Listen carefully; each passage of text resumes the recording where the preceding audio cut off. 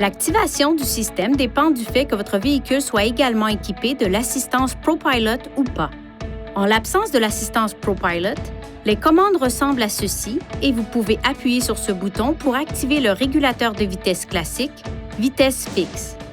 Pour les véhicules équipés d'un régulateur de vitesse intelligent, qui fait partie de l'assistance ProPilot, les commandes ressemblent à ceci et maintenir ce bouton enfoncé activera le régulateur de vitesse classique, vitesse fixe.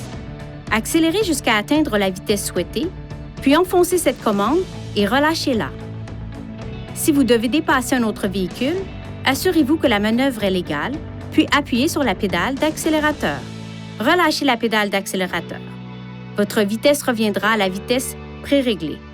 Pour passer à une vitesse de croisière plus élevée, maintenez enfoncée cette commande. Relâchez-la à la vitesse de croisière désirée. Si vous appuyez sur cette commande et que vous la relâchez rapidement, chaque pression augmentera la vitesse réglée d'environ 1,6 km/h. Maintenez la commande pour augmenter la vitesse réglée de 8 km/h. Pour passer à une vitesse de croisière inférieure, maintenez enfoncée cette commande. Relâchez-la lorsque vous avez atteint la vitesse souhaitée.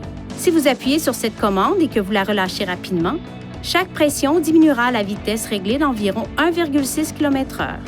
Maintenez la commande pour diminuer la vitesse réglée de 8 km/h. Pour annuler le régulateur de vitesse, appuyez sur « Annuler » ou enfoncez légèrement la pédale de frein. Pour revenir à la dernière vitesse de croisière réglée, poussez cette commande vers le haut. Pour désactiver le régulateur de vitesse, appuyez sur cette commande.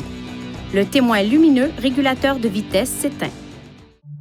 Veuillez consulter le manuel du conducteur pour obtenir des renseignements importants concernant la sécurité et les limites du système et pour en savoir davantage au sujet de son utilisation et de ses caractéristiques.